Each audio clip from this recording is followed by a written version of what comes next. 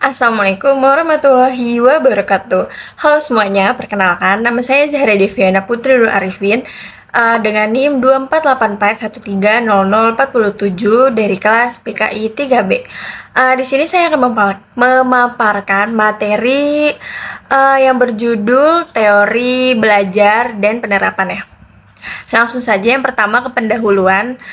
Jadi teori belajar ini merupakan gabungan prinsip yang saling berhubungan dan penjelasan atas berbagai penemuan tentang peristiwa belajar. Memahami teori-teori ini adalah fondasi utama dalam dunia pendidikan dan psikologi. Dengan mempelajari beragam teori belajar, kita bisa merancang pendekatan yang lebih efektif dan personal agar siswa lebih mudah memahami materi apa yang dipelajari. Selanjutnya ada pengertian teori behavioristik. Jadi teori belajar behavioristik ini adalah sebuah teori yang mempelajari tingkah laku manusia.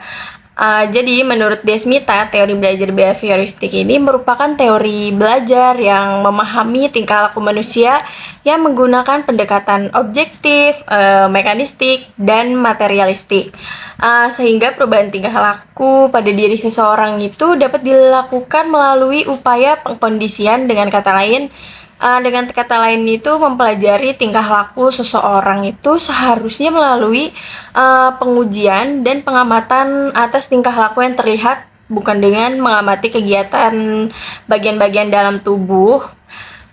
Teori ini mengutamakan pengamatan, sebab pengamatan itu merupakan suatu hal yang penting untuk melihat terjadinya atau tidaknya perubahan tingkah laku tersebut. Selanjutnya itu ada penerapan teori behavioristik.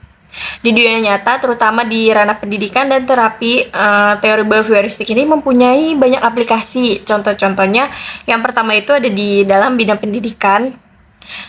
Guru itu sering menggunakan teknik behavioristik baik secara sadar maupun tidak sadar.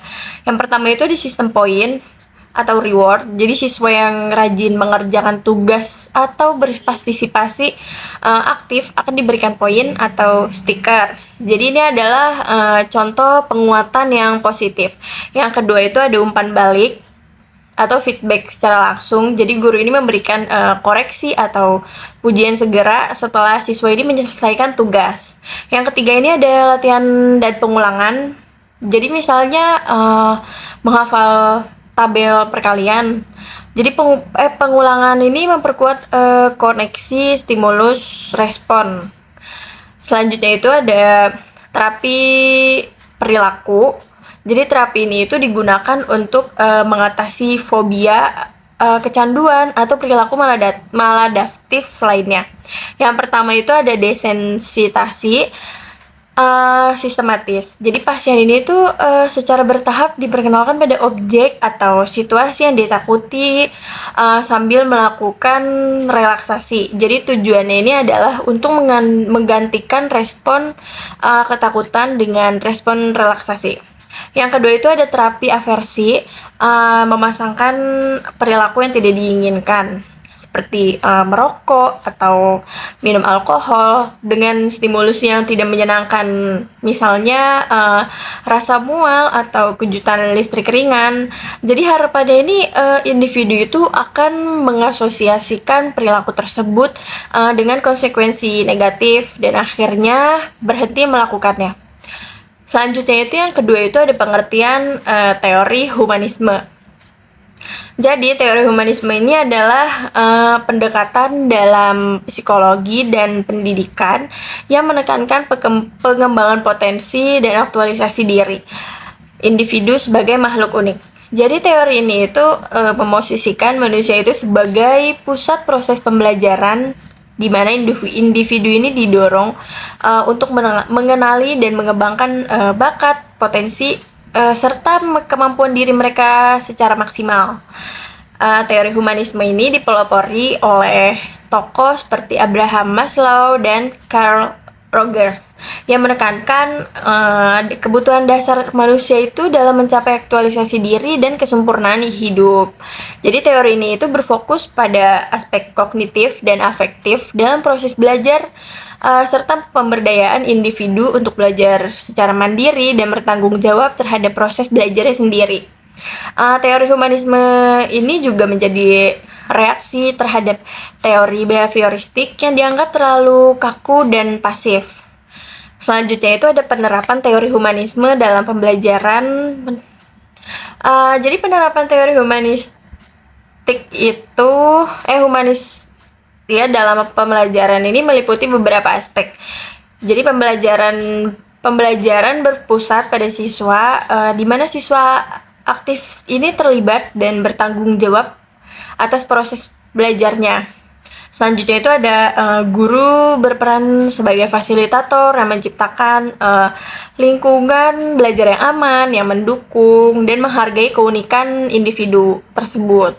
Yang selanjutnya itu ada menekankan pengembangan potensi dan kreativitas siswa, serta motivasi belajar yang intrinsik. Selanjutnya ada penghargaan terhadap kebebasan berpendapat, keberagaman, dan perkembangan emosional serta spiritual siswa.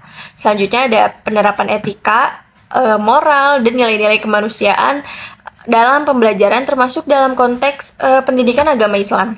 Selanjutnya itu yang ada pengertian teori kognitivisme.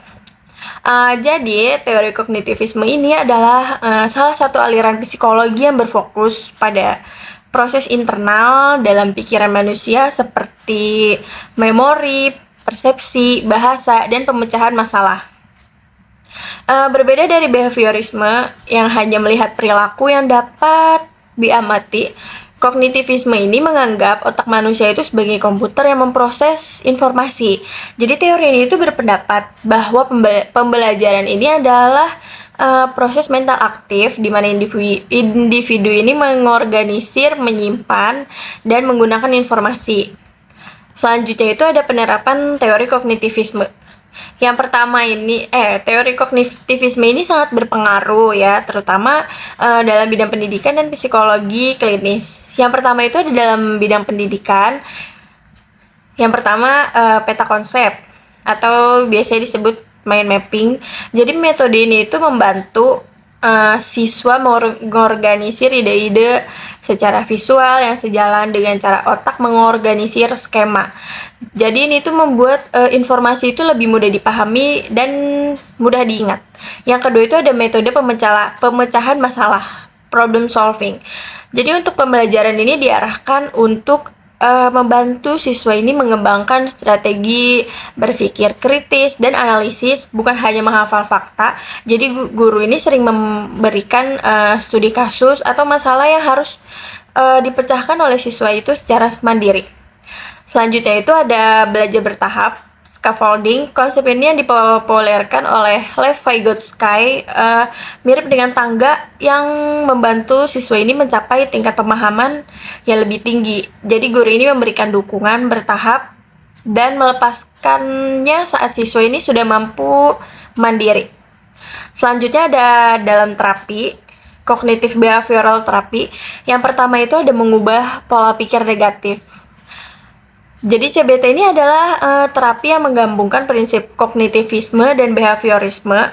Terapi ini membantu klien mengidentifikasi dan mengubah pola pikir yang tidak rasional atau negatif yang memicu masalah emosional atau perilaku seperti depresi atau kecemasan. Selanjutnya ini yang kedua ada restrukturisasi kognitif. Jadi klien ini itu dilatih untuk mengenali distorsi kognitif, kesalahan berpikir, dan menggantinya dengan pikiran yang lebih realistis dan positif. Jadi misalnya ini ada seseorang yang selalu berpikir saya tidak akan pernah sukses, maka akan diajak untuk melihat bukti-bukti yang bertentangan dengan keyakinan itu. Selanjutnya ada pengertian dari teori konstruktivisme. Jadi teori konstruktivisme ini adalah teori belajar yang menekankan bahwa pengetahuan itu dibangun secara aktif oleh individu berdasarkan pengalaman dan interaksi mereka dengan lingkungan sekitar. Jadi dalam konstruktivisme ini pembelajaran bukan sekedar menerima informasi dari guru, melainkan siswa itu harus membangun makna dan pemahaman sendiri melalui refleksi dan pengalaman kontekstual. Jadi guru ini berperan sebagai fasilitator yang membantu siswa ini dalam proses konstruksi pengetahuan ini, bukan sebagai sumber pengetahuan utama. Konstruktivisme ini menyoroti interaksi orang-orang dan situasi-situasi dalam penguasaan dan penyempurnaan keterampilan-keterampilan dan pengetahuan. Jadi konstruktivisme ini memiliki asumsi yang sama dengan teori kognitif sosial yang mengarahkan bahwa orang, perilaku, dan lingkungan itu berinteraksi secara timbal balik. Selanjutnya itu ada penerapan teori konstruktivisme. Penerapan konstruktivisme ini sangat mengubah cara mengajar di kelas dari model tradisional menjadi model yang lebih berpusat pada siswa dalam pendidik. Yang pertama itu ada dalam pendidikan. Yang pertama pembelajaran berbasis proyek atau project based learning. Jadi siswa ini bekerja dalam tim untuk menyelesaikan proyek nyata yang menuntut mereka ini untuk melakukan riset, berkolaborasi, dan menerapkan pengetahuan mereka. Jadi ini itu mendorong mereka itu untuk membangun pemahaman mereka secara mandiri. Selanjutnya itu yang kedua, ada metode penemuan. Jadi guru ini mengajukan pertanyaan atau masalah yang memicu rasa ingin tahu siswa. Jadi siswa ini kemudian didorong untuk mencari jawabannya sendiri melalui eksperimen atau penelitian. Guru berperan sebagai fasilitator yang membimbing proses ini. Selanjutnya ini yang ketiga ini ada kerja kelompok dan diskusi. Jadi kegiatan kolaboratif memungkinkan siswa ini untuk bertukar ide, terus berdebat dan saling mengklarifikasi pemahaman mereka. Jadi ini itu membantu mereka ini melihat masalah dari berbagai sudut pandang dan membangun pengetahuan ini secara kolektif. Selanjutnya ada metode pembelajaran lainnya. Yang pertama itu ada diskusi kelas Sokratik. Jadi guru ini mengajukan serangkaian pertanyaan yang menantang siswa ini untuk berpikir kritis dan menyimpulkan sendiri daripada sekedar memberi jawaban.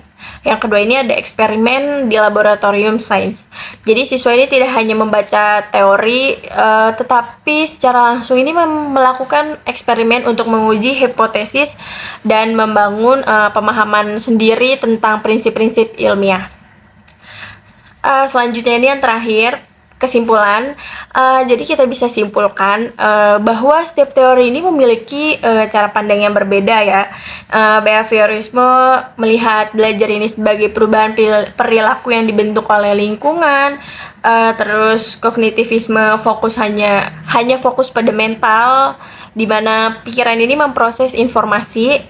Terus humanisme ini menekankan potensi individu untuk berkembang, didorong oleh kehendak bebas. Sementara itu konstruktivisme ini berpendapat bahwa pembelajar ini secara aktif membangun pengetahuannya sendiri itu melalui pengalaman. Pada akhirnya tidak ada satu teori yang paling benar karena semua teori ini bisa digabungkan untuk memahami proses belajar secara lebih utuh.